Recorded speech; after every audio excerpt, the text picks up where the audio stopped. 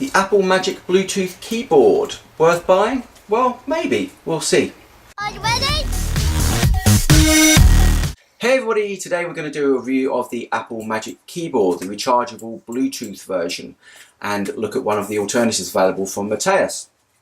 And at the same time we'll do a little bit of a history of Apple keyboards and see what came before this one and how they ended up at this particular design.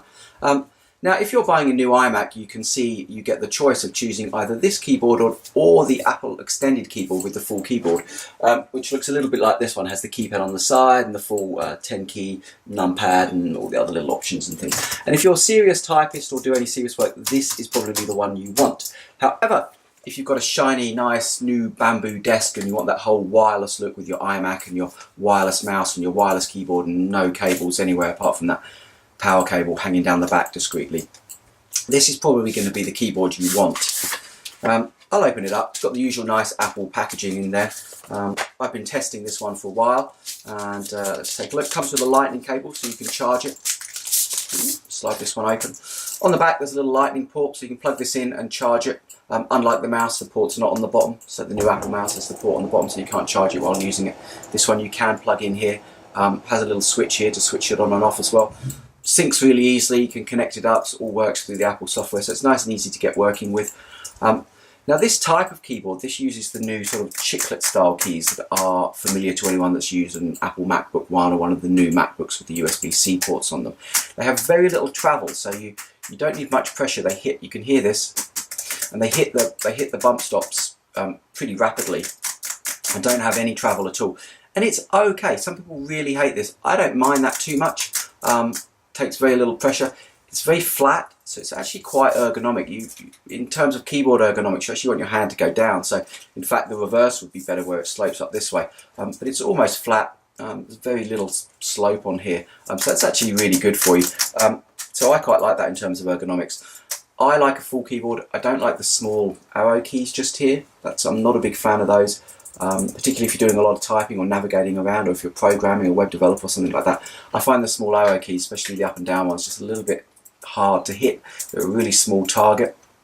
And my muscle memory is used to the much bigger arrow keys on the full-size keyboard here. These are much easier, and indeed this keyboard, I've had this one for a while, it's much softer key pressure, and it's actually really good. So this is one of my favourite keyboards and pretty much my go-to keyboard at the moment. So if you're a serious typist and you're deciding on which one of these to get, I would still get this one, unless you're really dead set on the wireless look, or for some reason you want to use it on your lap, maybe with your Apple TV or something like that. But if you're buying a desktop iMac, still think this is the better keyboard.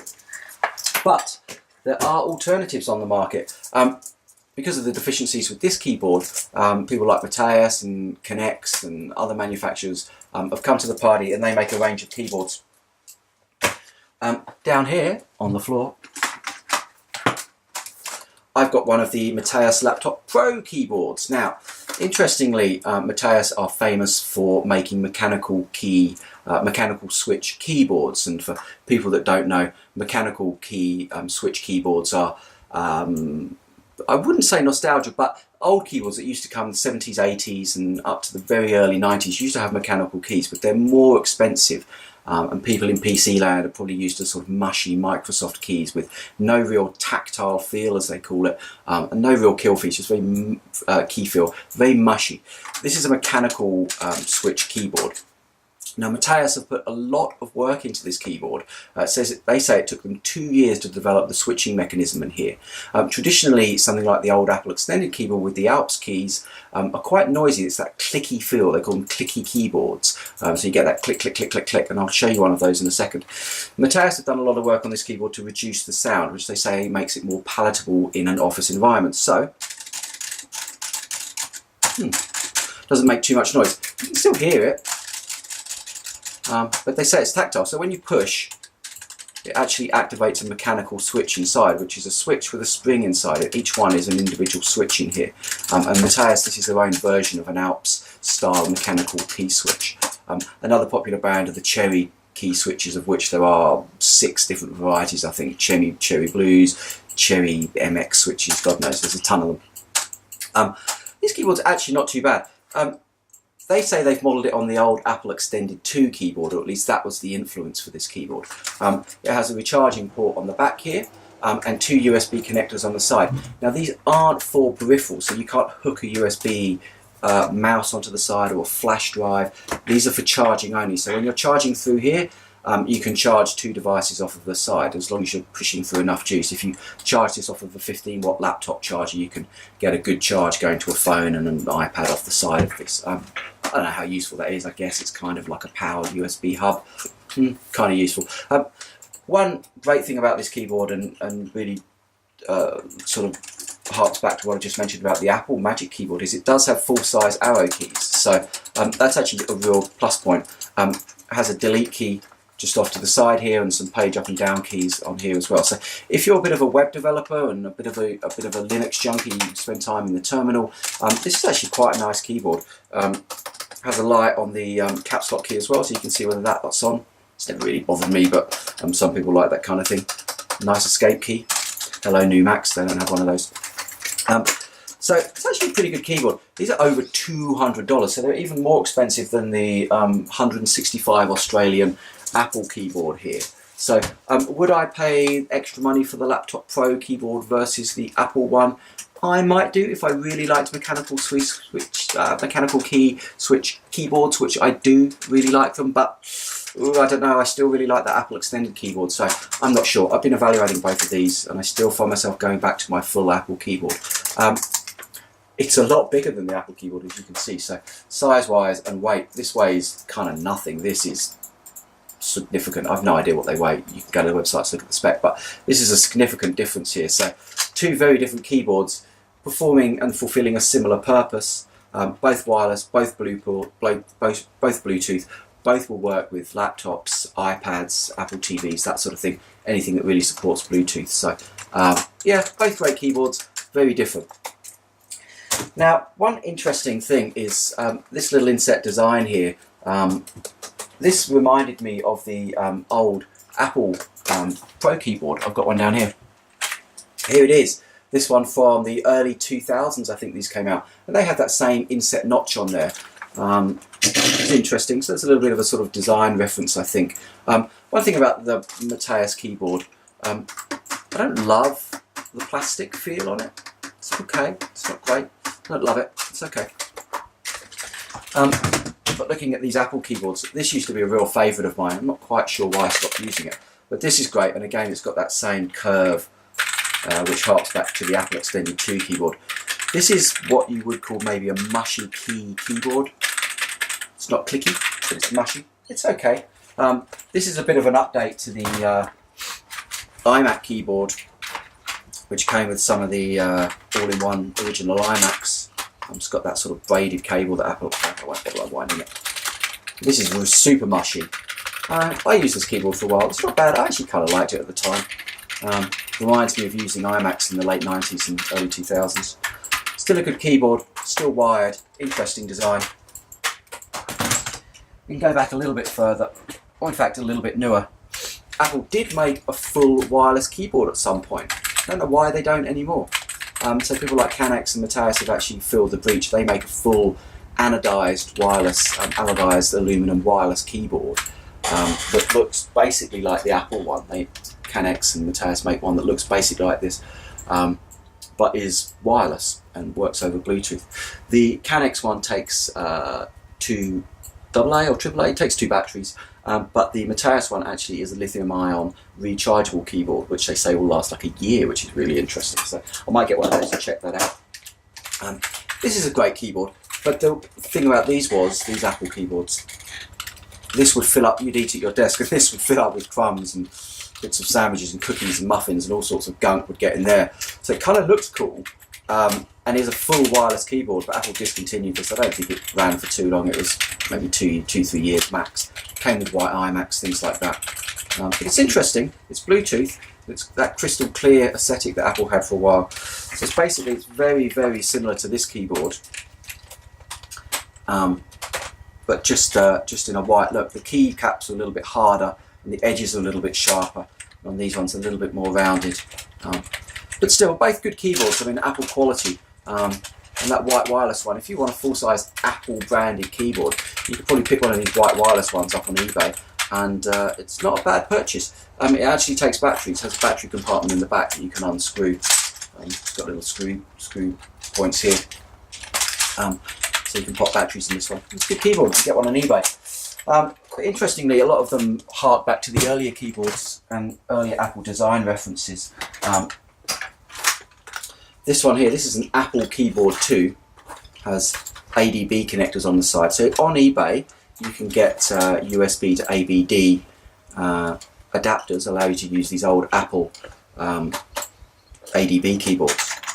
This is a bit of a classic. When would this have been? Probably early 90s, 1991. So this would have come with something like a Mac LC, maybe late model SE30s, something like that. Not bad, not a great keyboard. Bit of a sort of nowhere town in terms of Apple keyboard design. Came with a lot of models and was just all over the place at sort of early, mid-90s. But not great. Not a classic keyboard by any means. The real classic, or at least a very popular keyboard, this is the Apple Extended Keyboard.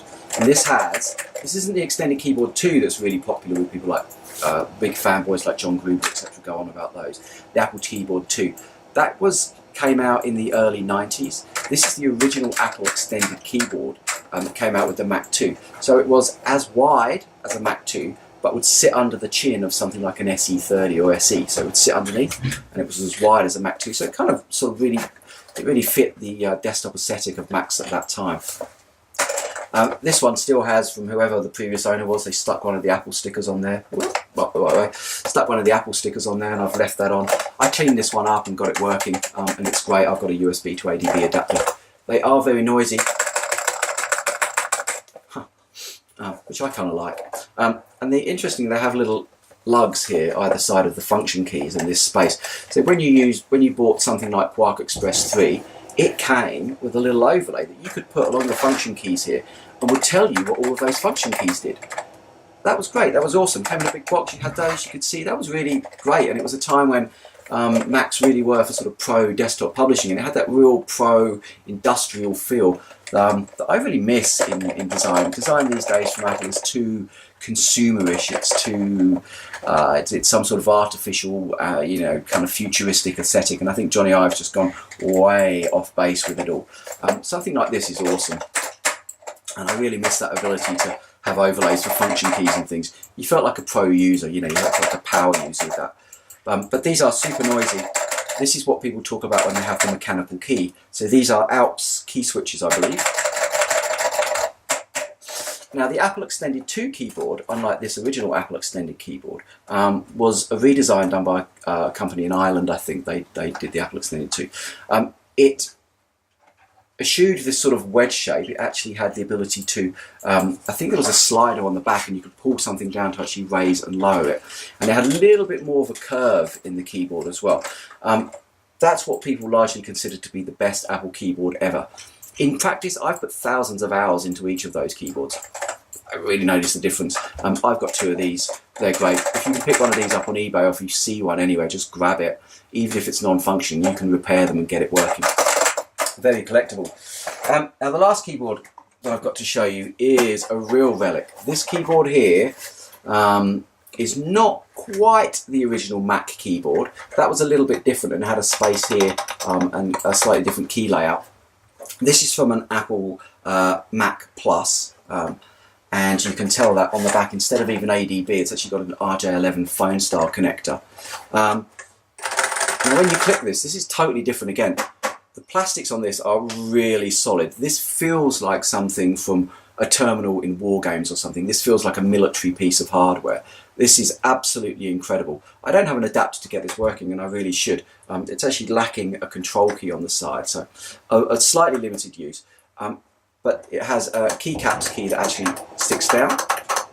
Doesn't have function keys, very minimalist. Does have a keypad.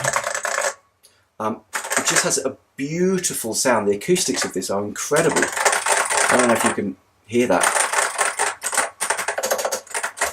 And that space bar, you know you're putting spaces into a document when you use that. Unlike the Apple, it's smaller than the Apple Extended keyboard. This sounds different. See how springy that is? People love these keyboards, but the spacebar, it's like the most used key, maybe next to the command key or the return key, but it's springy and clacky. Whereas this one, this engineering expertise went into that spacebar. Beautiful, perfectly balanced, perfectly weighted, just a great feel. I love that spacebar. In fact, I should probably get this working, see if I can use it. If anyone makes a keyboard with a spacebar as good as this one, let me know in the comments and I will probably order one and evaluate it. So probably in terms of keyboard feel, sadly, this is the best keyboard that I have, but it's the only one that I actually can't use with anything, so that's really tragic. How does it look against the Matias keyboard? Rocking keyboard here. Let's do it in terms of size. So pretty close. If Matias could make a keyboard maybe with like the numpad and out of beige plastic, I'd be all over it. So the problem with this is, although it's quiet and has tactile feel, it sounds mushy. It's apparently mechanical keys, but sounds mushy. I want this sound from the keyboard. I want it to make that noise. So there we go. My evaluation of keyboards. There is no real perfect keyboard. I've used all of these in some, apart from this one, in various ways. Probably still the keyboard that I use every day and go back to all the time for my work is this keyboard. I'll get the Canex ones in and the Matias ones and just evaluate those and see whether they're basically like this but wireless, which is going to be my ultimate keyboard, I think. And both the Canex and the Matias ones, they have buttons. I think one of them's got them along the top, one down the side. Bluetooth switching, so you can press the button, switch to your phone, switch to your iPad. I think that's going to be great. I'm going to evaluate those, see if I can get a couple. Thanks for watching this far. I'm glad hopefully you enjoyed the keyboard review. And if you do see any of these extended keyboards around, pick them up, buy them, repair them, use them, get the adapters. Have a great day. Thanks for watching.